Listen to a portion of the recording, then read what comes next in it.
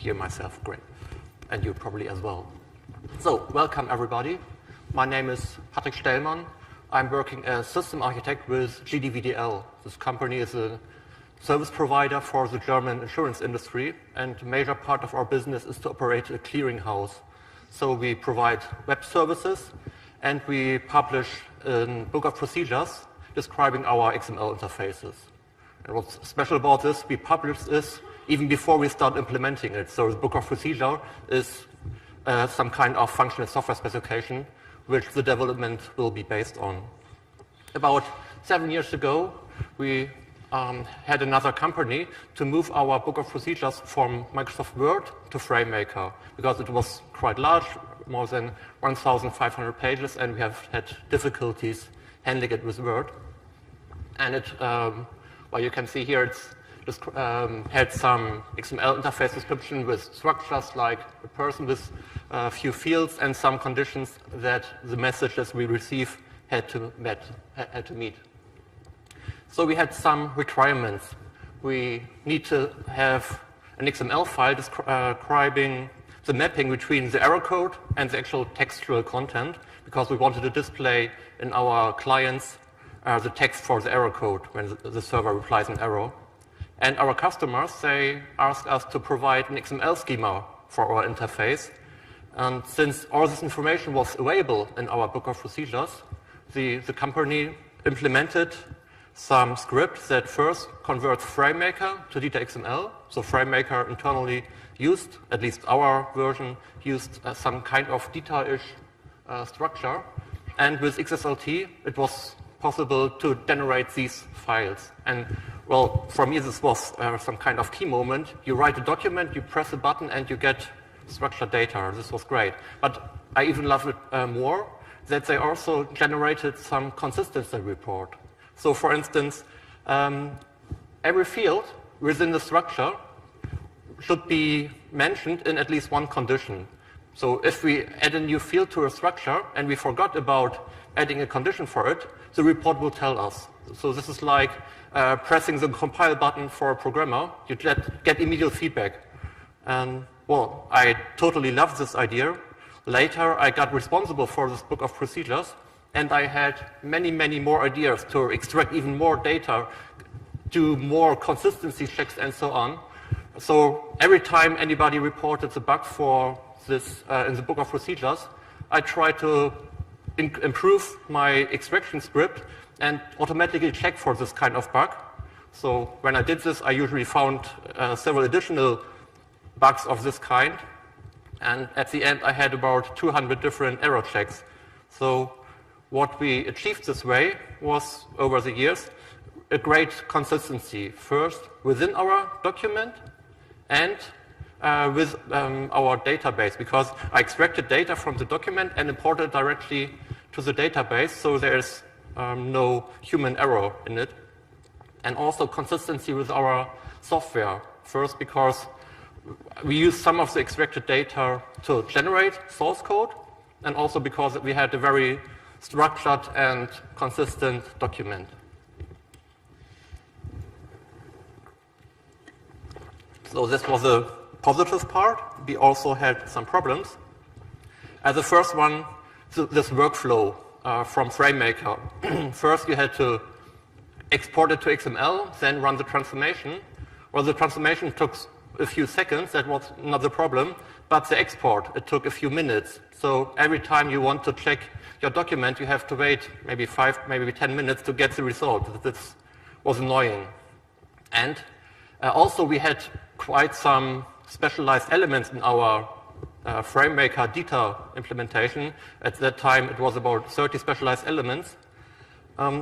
We had no authoring assistance, so you still had to know exactly where to place these elements and how to use it in the correct way.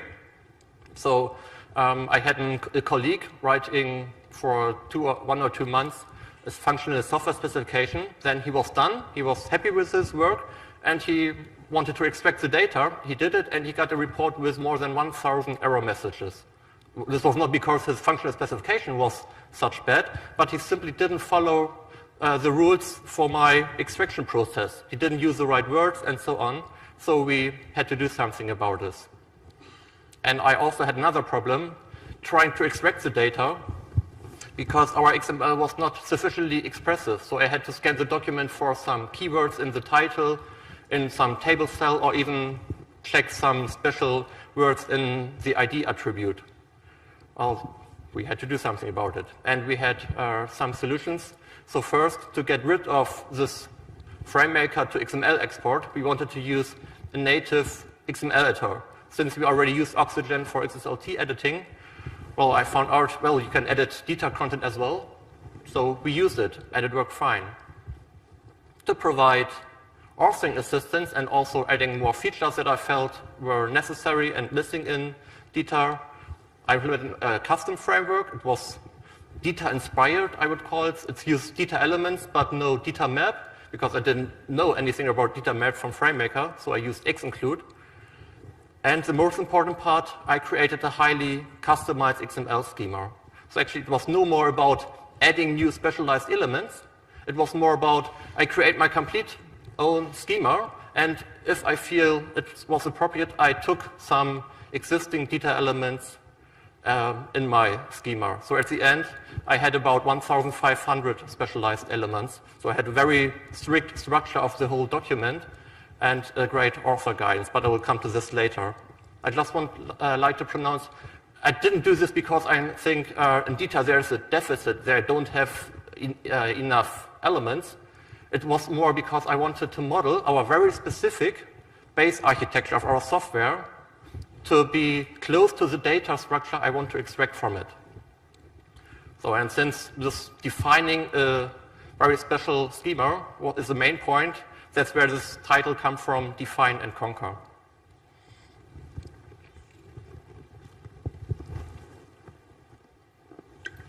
Now let's look where we are today.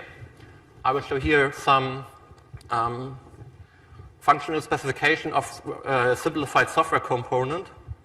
It's an ESB service, so ESB means Enterprise Service Bus. So it's a login service with some short description, some parameters, which the list is the same for all of our software components.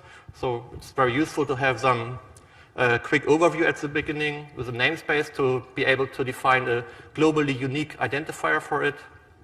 Some overview of the functions and the function with, again, some short description parameters and the actual XML interface. In this case, it's just a simple root structure with some required string fields in it and a description of the actual workflow. Well, this is a very simple case, so a few lines of text are sufficient. Usually, of course, we provide some flowchart in it as well. Now let's look how the specialized XML for this looks. As I said, I want to model our architecture, so I have a dedicated element to describe an ESB service. It's derived from the topic, but not directly, because an ESB service is a special kind of web service, is a special kind of software component, is a reference, is a topic. So the architecture structure also is built in, or is reflected in the derivation structure from DITA. It has a title. It's no ordinary title. It's a specialized title because I have a required key element, which is the identifier of this kind of service, so I can reference it within my documentation later. And I have a short description, and this short description is actually the only unmodified, non-specialized standard DITA element in this whole XML snippet. And some the parameter list, which is also specialized and more compact. Okay. So now it's next part is about first. I think it's quite obvious if I have a structure that is this highly specialized semantic, it's very easy to do any kind of extraction of data or consistency checks. So I will go more on focus for the authoring assistance. And in our case, the authors are no technical writers, they are system architects like myself. So our focus should not be on writing a document, but designing a good software architecture. So authoring assistance also means guiding to design the software. And there are many ways that this highly specialized schema, together with some Oxygen features can help the author.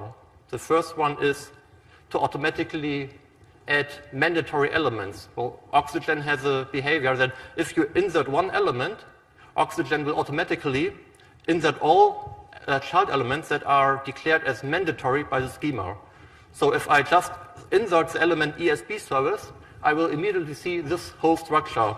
So the author can just, he immediately sees all the placeholders he has to fill in.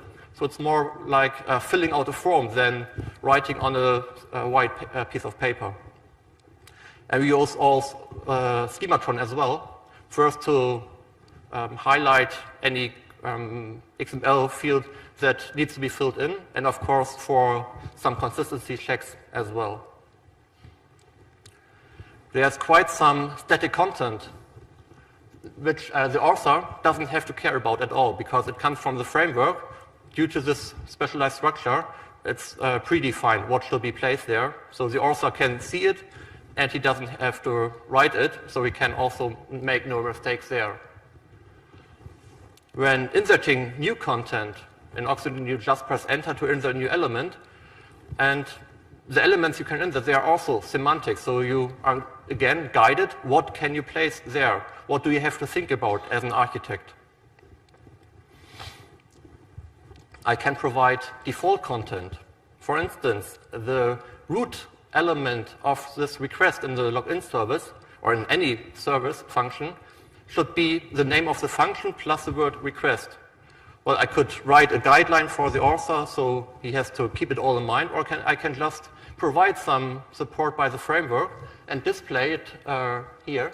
This default is just a hint for the author. It won't be visible in the output, but it means, well, this is the default behavior. If you don't like it, you have a good reason, just change it, type it, and the default behavior will disappear. The same with an example title.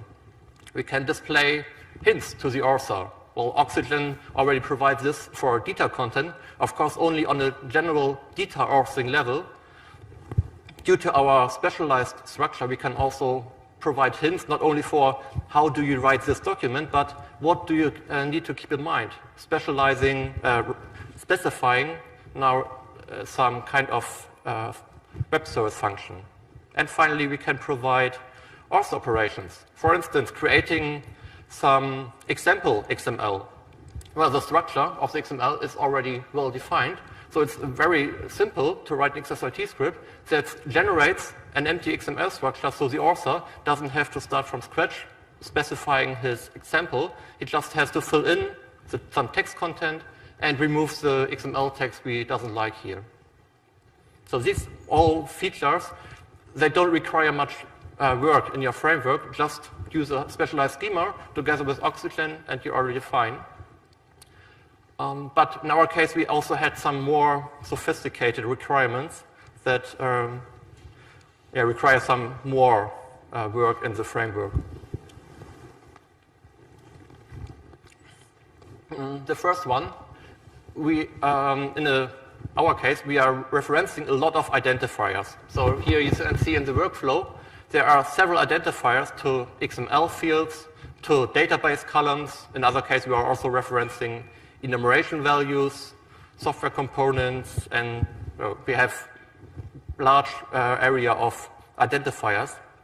So it has to be very easy for the author to insert them. There's no option to take the mouse, open a dialog, find the element in the whole document structure. You just want to do it simply on the keyboard. So let's take a look how you can do this within my framework to insert a reference to some database column, username, in the table user. You press enter to insert a new reference element. Schematron will immediately say, well, it's not supposed to be empty, do something. So the author will write something. Well, it's still not valid because, well, username, there is a missing E. So the author will add the E. And it's, you see here, within the question marks have been replaced by a hashtag. This means I know this tag, but it's not unique. You have to be more clear about it. but already the framework has set the key type. So I know because all tags, all identifiers that are matching, they are database columns, so I can already set this attribute. And the appearance, it's set to monospace. It will also automatically adapt.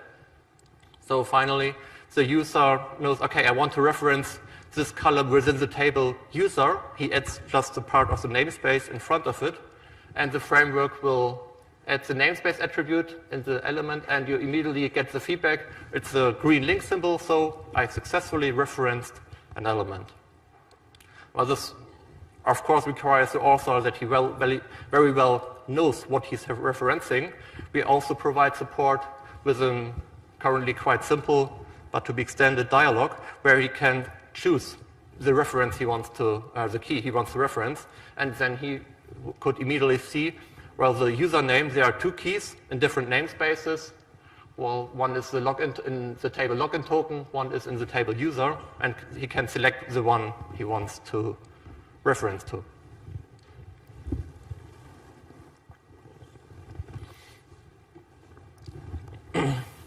One other problem we have, it's redundancy. As a reader, you usually appreciate redundancy in the documents. If to read this, get the same information twice in different formulations or have some kind of overview. But as a guy who has to maintain a document, you don't like redundancy, because if you change one part, you also have to keep in mind changing the other part.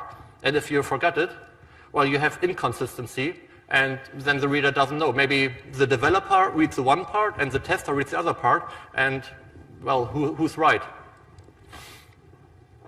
In our document, we have redundancy at the top level servers. There was a list of database accesses, so which tables are accessed by this service.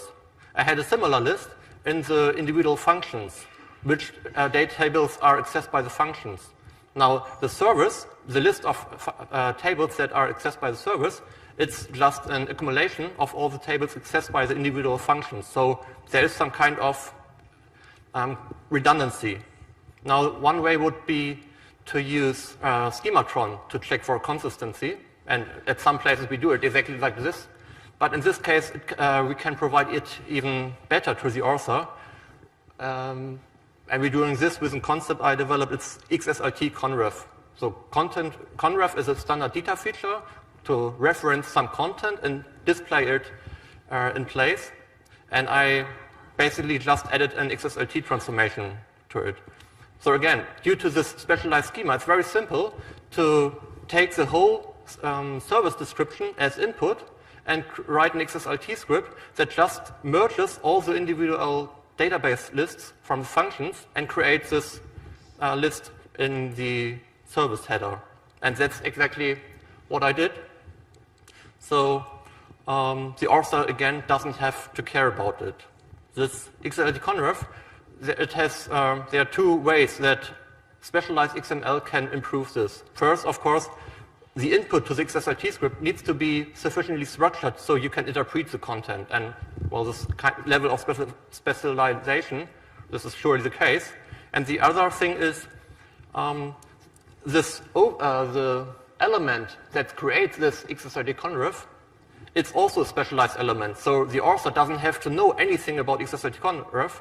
Basically, I can hide the complexity of DITA behind specialized elements. So I'm the one who creates this framework. I need to understand it, and the author doesn't have to care about it. This XSLT conref, it can do quite a lot more. We can, for instance, import data. Well, here in this case, I'm referencing the same way as I've shown before. I'm referencing database tables. Well, I don't want to write our data model in Oxygen. We have dedicated software for this.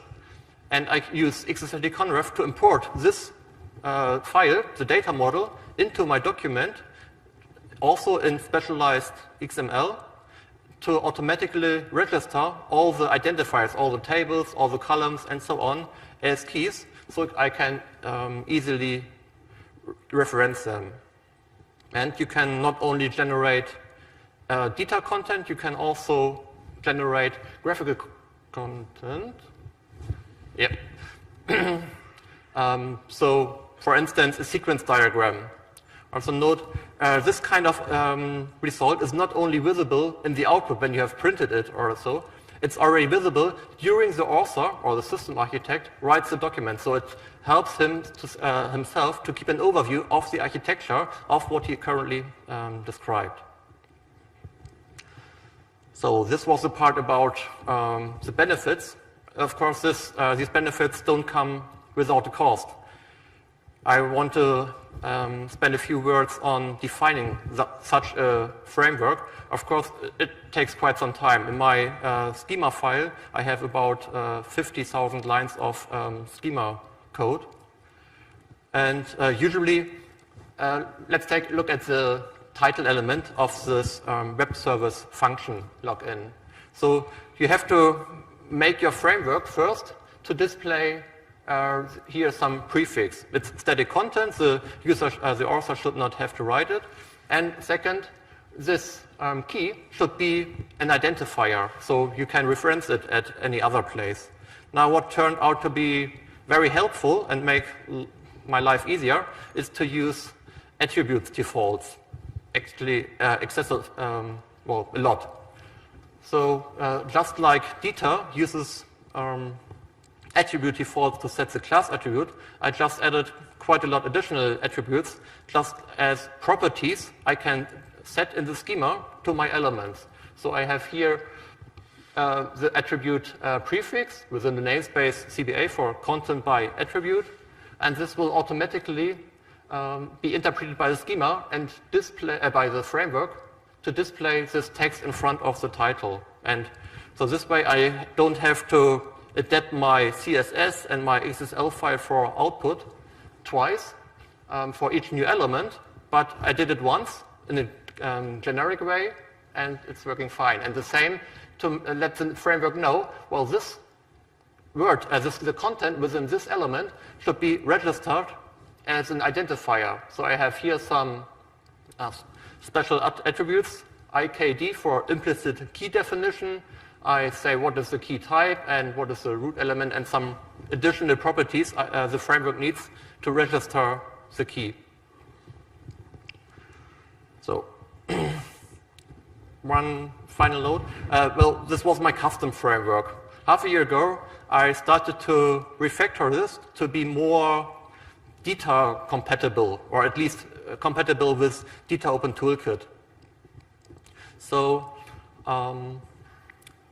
we have a joint development with another company, Parson, and they're experts in technical documentation. And so they provide the knowledge, we provide the development power, and we created together, or we have a GitHub repository where we uploaded quite some features already, extensions to DITA. And this includes some plugins for Oxygen to support authoring, as well as for DITA Open Toolkit to support publishing. Okay, now let's come to an end. So the whole point of my talk is highly specialized semantic XML. It helps a lot. Of course, in authoring assistance, I think I have shown quite a lot potential, and obviously to interpret the content, to extract data, do some validation. And this is no theoretical work.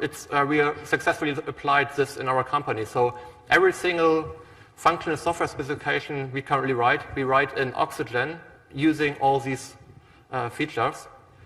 And there's a great potential. We have, I added quite a lot more in my paper. I just found a way to put this into this talk. And we have several more ideas how to use this. And, at least to my opinion, this is not limited to DITA or Oxygen. Well, of course, my implementation is for Oxygen, and DITA provides some good support to add new elements, but it would be quite simple to use my plugins also in Oxygen for maybe DocBook, if you write an appropriate schema for it. And since I also already integrated in DITA Open Toolkit, just using Sexton and XLT script, you could easily use the same features for anything else. Okay, that's it. I appreciate if there's any more I can explain to you. Any questions? Thank you, Patrik.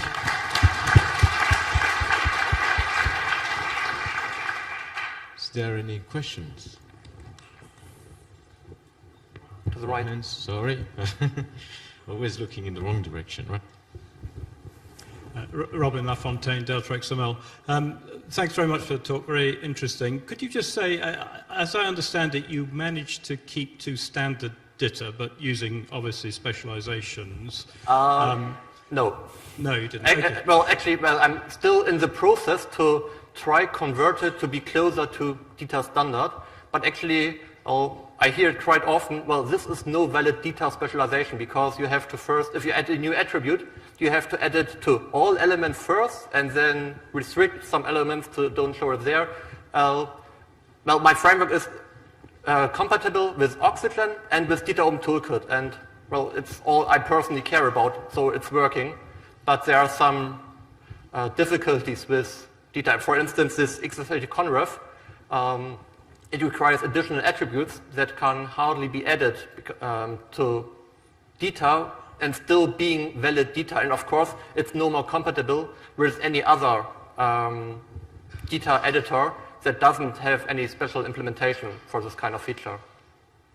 Right. Okay, thanks very much. Yeah, I was going to ask you where you ran out of steam, as it were, with respect to DITA, but you've answered that. Thanks very much. Okay, welcome.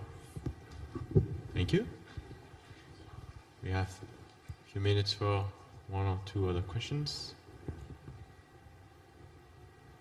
Okay.